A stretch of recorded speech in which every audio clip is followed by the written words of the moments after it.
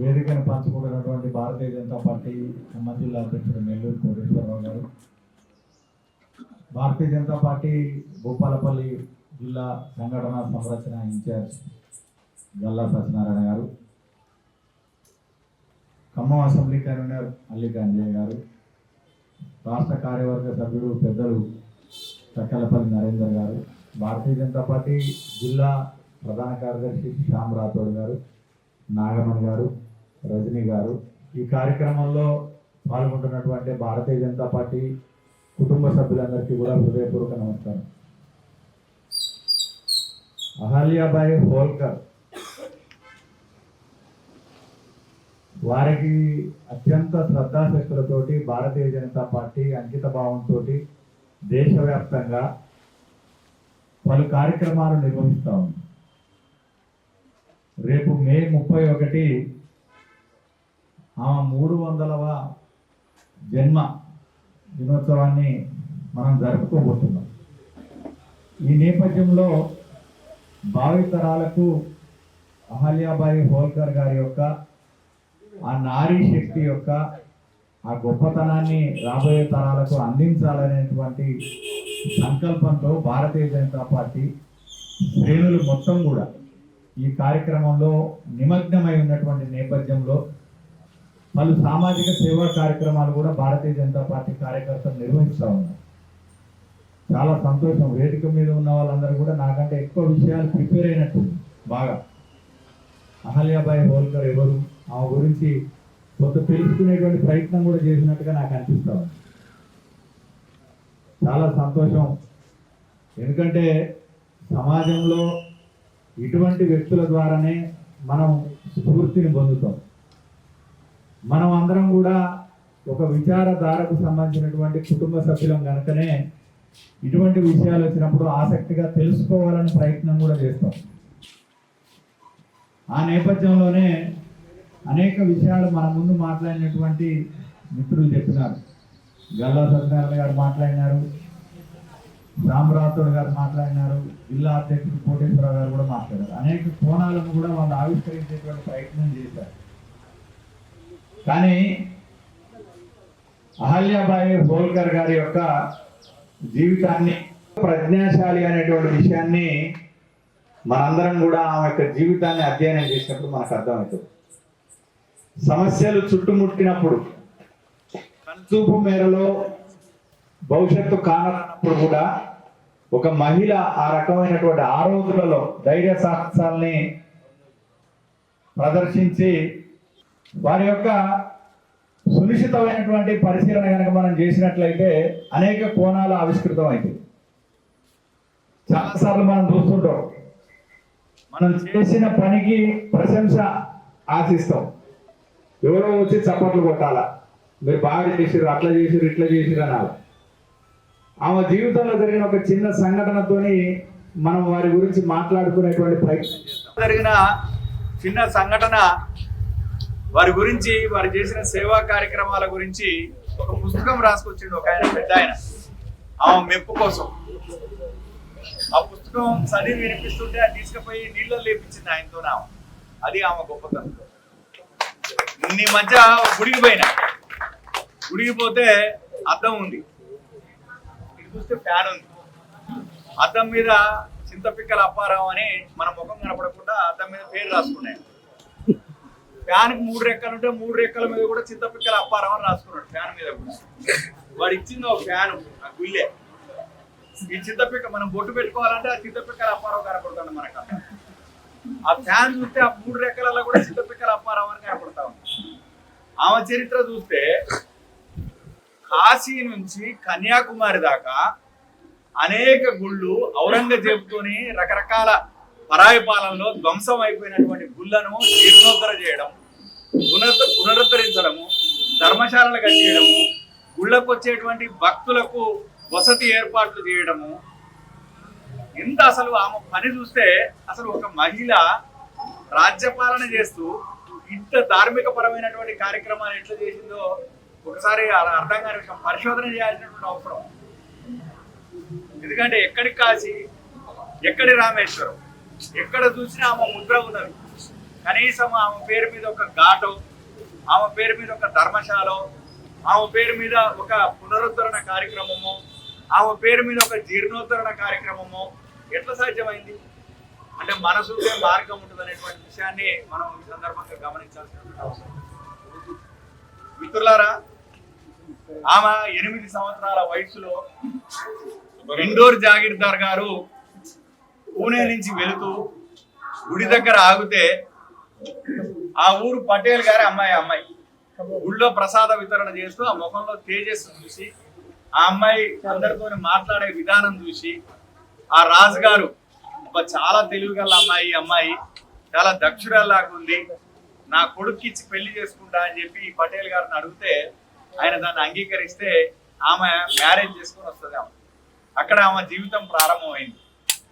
తర్వాత మ్యారేజ్ తర్వాత కూడా ఒక కొడుకు ఒక బిడ్డ పుట్టిరు. ఆమె యొక్క జీవితం సజావుగా సాగింది, ఎందుకంటే మామగారు పరిపాలన దక్షుడు. అయితే దురదృష్టవశాత్తు ఆమె భర్త ఖండేరావు ఒక యుద్ధంలో పిరంగి గుండు తగిలి ప్రమాదవశాత్తు చనిపోయిన తర్వాత ఆ రోజునటువంటి అనాచారమైనటువంటి సతీ సాగమనానికి నేను పాల్పడతా, నా భర్త లేని జీవితం నాకు ఎందుకు అని చెప్పి ఆమె సతీ సాగమనానికి సిద్ధమైతే ఆమెను ఏవైతే మామగారు ఉన్నారో మలహర్రావు గారు ఆమెను అభ్యర్థించి, లేదు నీకు భవిష్యత్తు ఉంది, నువ్వు రాజ్యపాలన చేయాలా, ఈ ప్రజలేమైపోవాలా, ఈ పిల్లలు ఏమైపోవాలా అని చెప్పి ఆమెను ఒత్తిడి చేసి ఆమెను నచ్చజెప్పి ఆమెను రాజ్యపాలన వైపు మళ్ళిస్తే ఆమె ఆ రోజు నుంచి ఆమె జీవితాన్ని కనుక మనం పరిశీలించినట్లయితే ఆమె జీవితంలో అనేకమైనటువంటి దుస్సంఘటనలు ఎదుర్కొంటూనే సక్రమైనటువంటి రాజ్యపాలన ఎలా అంటే ఒక అహల్యాబాయి హోల్కర్ జీవితాన్ని అనేక పార్శ్వాల నుంచి మనం అబ్జర్వ్ చేయాలి. ఆ రోజుల్లో ఉన్నటువంటి దోపిడీ దొంగలు, దగ్గులు అనేటువంటి వాళ్ళు ఊళ్ళ మీద పడి దోచుకునేవాళ్ళు. ఈ రోజుల్లాగా పోలీస్ స్టేషన్లు, ఊరూరికి సెల్ ఫోన్లు, ఫోన్ చేస్తే ఆ ఊర్లో పహారా లేని రోజులు అవి. ఎట్లా పడితే అట్లా ఇళ్ల మీద పడి దోపిడీ దొంగలు దోచుకుపోయేటువంటి రోజులలో ఆ దొంగలను కంట్రోల్ చేయడం. ఒక మహిళ రాజ్యపాలన చేస్తుందంటే ఊపుకుంటారు ఆ రోజులల్లా. ఇప్పుడే వాడు ఎక్కిన కాంచి ఎట్ల కింద పడే ద్వారా చూస్తుంటే ఆ రోజుల్లో ఒక మహిళ రాజ్యపాలన చేస్తా ఉంటే ఆమెను ఎట్లా తప్పించాలనేటువంటి కుట్ర చేయాలి.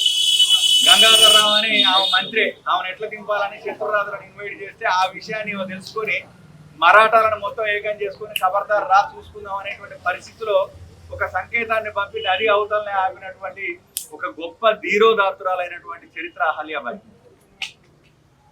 కాబట్టి ఆమెలో ఉన్నటువంటి ధైర్య సాహసాలు కానివ్వండి, ఆమెలో ఉన్నటువంటి దాతృత్వం కానివ్వండి, ఆమెలో ఉన్నటువంటి ధర్మగుణం కానివ్వండి, ఆమెలో ఉన్నటువంటి క్షాత్రం కానివ్వండి, ఇవన్నీ కూడా రాబోయే తరాలకు అందించాల్సినటువంటి బాధ్యత ఎవరిదంటే భారతీయ జనతా పార్టీ కార్యకర్తలదే అని పార్టీ భావించడం ద్వారానే ఈ యొక్క బృహత్తరమైనటువంటి కార్యక్రమాన్ని మనకిచ్చి ఉత్సవాలు చేయమంటూ ఉన్నారు.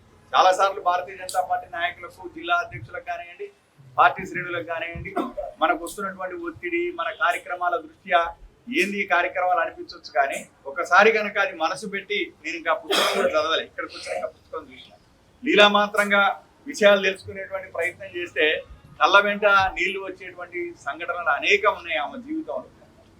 చిన్న వయసులో భర్త చనిపోయిండు, రాజ్యపాలన మీద పడ్డది. మామగారు కూడా మరి ఆయన కూడా అనారోగ్యంతో చచ్చిపోయిన తర్వాత చుట్టూ ఉన్నటువంటి రాజుల యొక్క కుట్రల నుంచి కాపాడుకునే ప్రయత్నం, రాజ్యాల నుంచి కాపాడుకునే పట్టం. మరి ఇలా మహిళా సాధికారత గురించి ఇవాళ మాట్లాడుతున్నాం.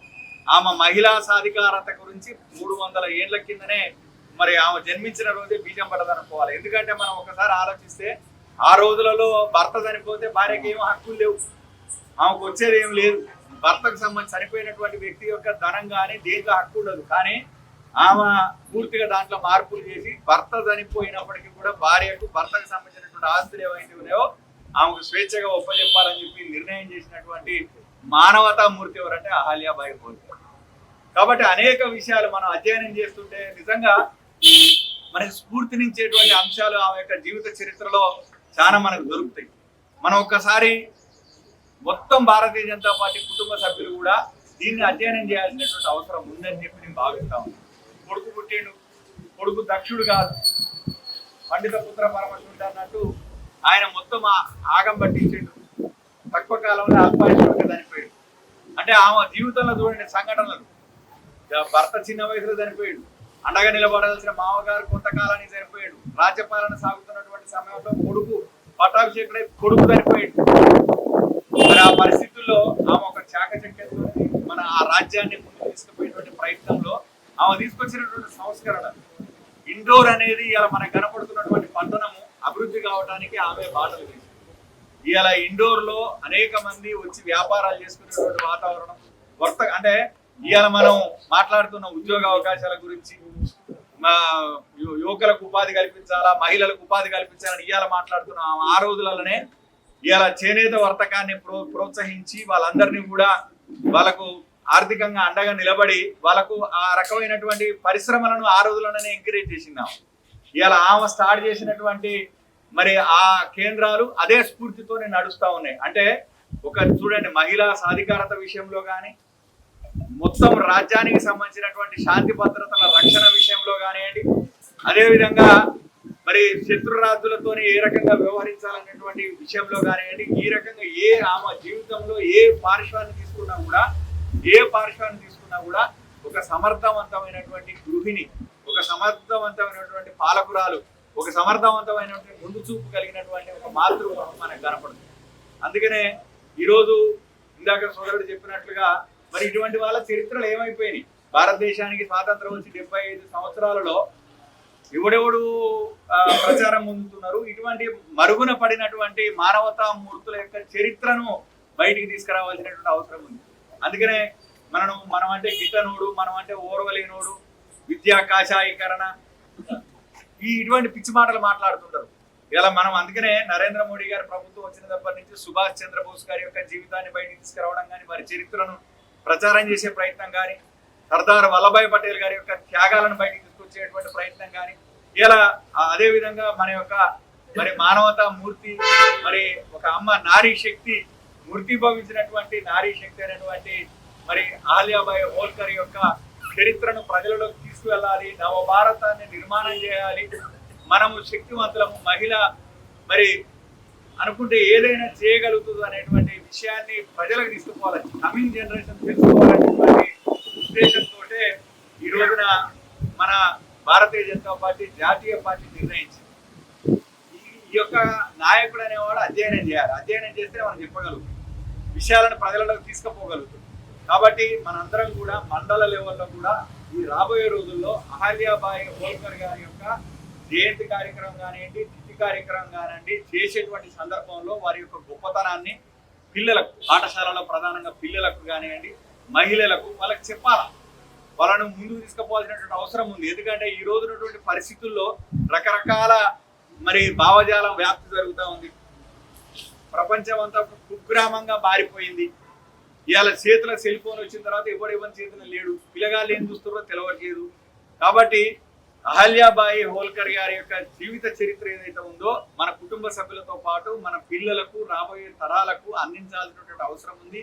వారు చేసినటువంటి సేవా కార్యక్రమాల మీద కూడా ప్రచారం చేయాల్సినటువంటి అవసరం ఉంది. ఇలా దేశవ్యాప్తంగా ధర్మశాలలు నిర్వహించింది. ఎక్కడ పోయినా అసలు ఇంత దూరమే, ఇంత సుదీర్ అంటే ఎక్కడి రామేశ్వరము, ఎక్కడి కాశీ విశ్వనాథుడు టెంపుల్ యొక్క జీర్ణోద్ధరణ చేసిందాం. కాబట్టి ఇంత గొప్ప చరిత్రలైనటువంటి ఒక మానవతా మూర్తి, మనకు ఒక నారీ శక్తికి సంబంధించినటువంటి కార్యక్రమాన్ని భారతీయ జనతా పార్టీ ఇచ్చిన సందర్భంలో ఈరోజు మీతోని కలిసి ఒక 4 మాటలు మాట్లాడుకునేటువంటి అవకాశాన్ని కల్పించినటువంటి రాష్ట్ర పార్టీకి నేను హృదయపూర్వకమైనటువంటి మరి కృతజ్ఞతలు తెలియజేస్తూ సెలవు